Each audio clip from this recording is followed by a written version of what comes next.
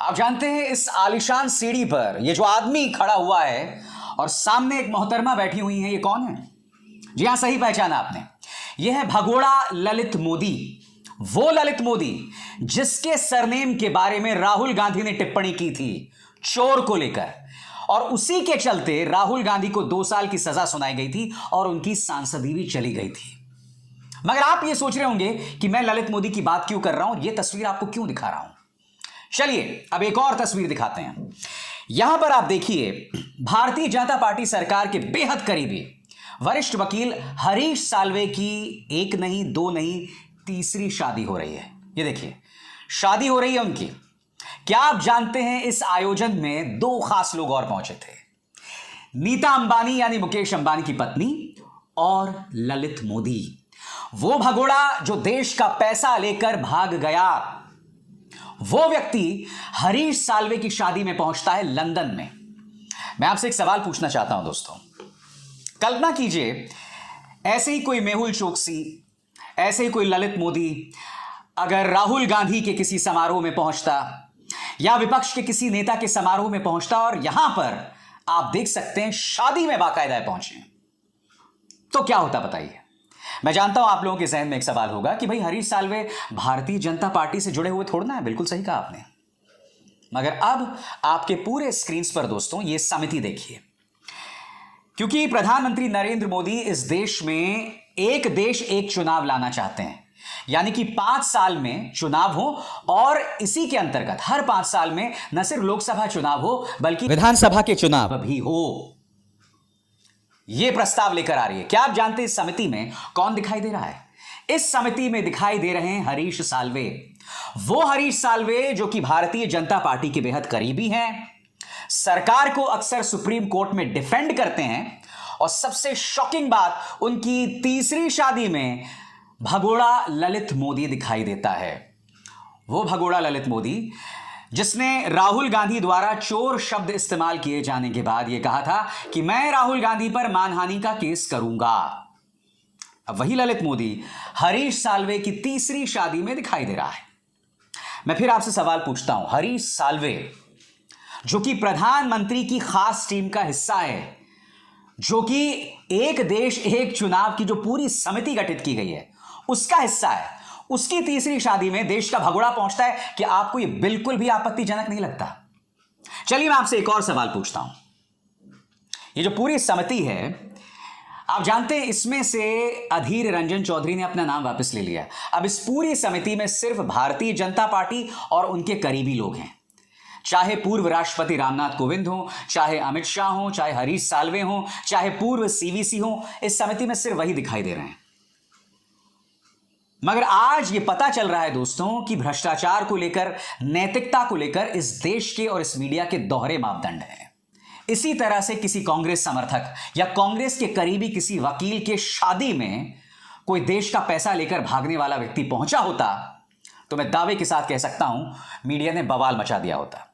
चलिए, शादी में ललित मोदी किस तरह से ऐश कर रहे हैं उसकी एक झलक देखते हैं, किस तरह से वो खुद को एंजॉय कर रहे हैं और क्या क्या कह रहे हैं। देखिए साहब।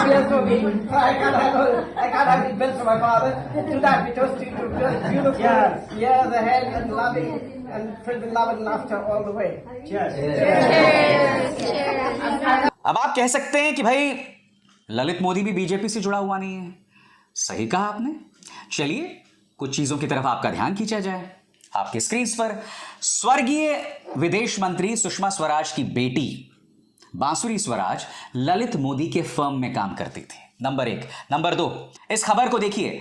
सुषमा के पति ने पुष्टि की कि उन्होंने और उनकी बेटी ने ललित मोदी का प्रतिनिधित्व किया था। आप देख सकते हैं कि ललित मोदी भारतीय जनता पार्टी के मरहूम नेता सुषमा स्वराज के परिवार से कितना करीब थे। उनकी बेटी उनके फर्म में काम कर रही थी। यह देखिए, बांसुरी स्वराज पिछले 4 साल से मेरे वकीलों की टीम में है। ललित मोदी। और यही नहीं, जब ये तमाम बातें आई थी तब अमित शाह का ये बयान था। ललित मोदी वीजा विवाद, अमित शाह ने किया सुषमा स्वराज का बचाव। अब ये वीजा विवाद क्या है, मैं आपको याद दिलाना चाहूंगा।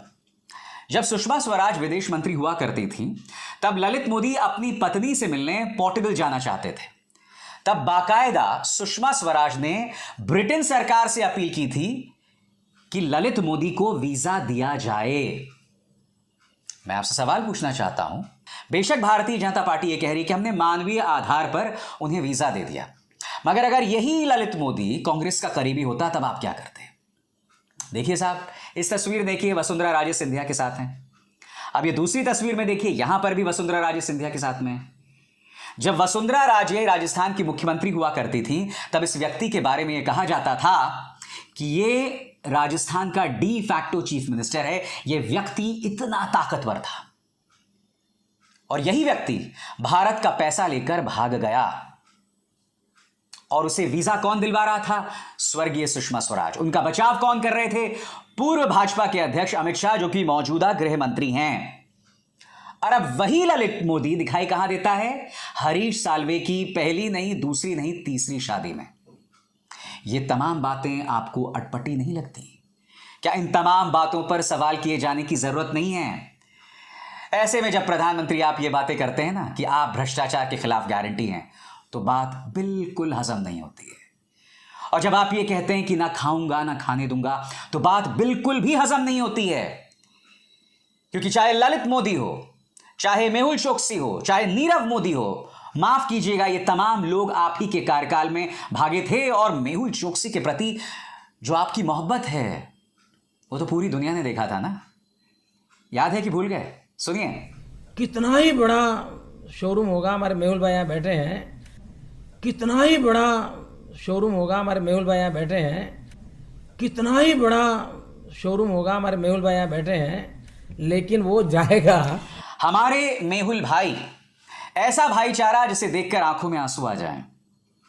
इसीलिए इनके ललित मोदी भाई और इनके मेहुल चोकसी भाई या इनके नीरव मोदी भाई इतनी आसानी से देश छोड़कर चले जाते हैं और कोई सवाल नहीं करता। रिकॉर्ड स्तर पर ये लोग भाग रहे हैं और इत्तेफाकन ये सभी भाजपा के करीबी हैं। इसलिए मैं सवाल पूछ रहा हूं, ऐसे में सवाल क्यों ना उठाया जाए कि ये जो तमाम लोग हैं वो भारतीय जनता पार्टी की मदद से और उनकी नरमी से भागे?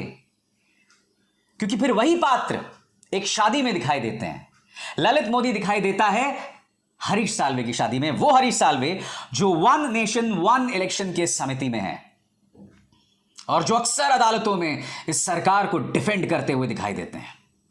ये वही हरीश साल्वे हैं दोस्तों, जिन्होंने अडानी के न्यूज चैनल को इंटरव्यू दिया था और यह कहा था कि जिस तरह से राहुल गांधी ने मोदी सरनेम पर टिप्पणी की है वो शर्मनाक है, मर्यादाओं का उल्लंघन करता है। तो चलिए लगे हाथ आपसे मैं पूछ लूं, माननीय हरीश साल्वे, आपकी शादी में जब एक देश का भगोड़ा दिखाई देता है तो क्या आप मर्यादाओं का पालन कर रहे हैं? क्योंकि आपने अडानी के न्यूज चैनल में तो इंटरव्यू में कहा था कि राहुल गांधी का जो मोदी सरनेम पर बयान था वो तमाम मर्यादाओं का उल्लंघन कर रहा था। चलिए, तो फिर आपने अपनी शादी में शख्स को क्यों बुलाया? मान लिया आपके दोस्त हैं, मगर आपको तो छुपाने की भी जरूरत नहीं पड़ रही है। यहां तो खुला खेल फर्रुखाबादी चल रहा है। और क्यों चल रहा है आप सोचिए, क्योंकि हरीश साल्वे भी जानते हैं और भाजपा भी जानती कि कोई मीडिया इस पर सवाल नहीं खड़े करने वाला है, कोई उसकी बात नहीं करने वाला है। खुला खेल फर्रुखाबादी चलता रहेगा। हां, दोहरे मापदंड के शिकार हरीश साल्वे बेशक राहुल गांधी पर हमला बोलते हैं, मोदी सरनेम को लेकर उनका जो बयान था, कहीं इसलिए तो आपको बुरी नहीं लगी क्योंकि राहुल गांधी ने ललित मोदी को चोर बता दिया था और यह आपके परम मित्र हैं जैसा कि दिखाई भी दे रहा है। कहीं इसलिए तो बात नहीं चुभी थी मिस्टर साल्वे? ये सवाल और ये मुद्दा मजाक का नहीं है दोस्तों, ये बहुत गंभीर मुद्दा है कि हो क्या रहा है इस देश में। जो व्यक्ति एक देश एक चुनाव की समिति का हिस्सा है, उसकी शादी में, उसकी तीसरी शादी में ललित मोदी दिखाई देता है। वो ललित मोदी जिसको वीजा दिलवाया था या मदद करवाई थी पूर्व विदेश मंत्री सुषमा स्वराज ने, जो इतने करीब था वसुंधरा राजे सिंधिया से। ये सवालात हैं जो पूछे जाएंगे मेरे मंच पे। बेशक आपका पालतू गोदी मीडिया, आपकी गुल्लू कालू और आपकी पापा की परियां उस पर आंखें मूंद लें। अब इसार शर्मा को दीजिए इजाजत। नमस्कार।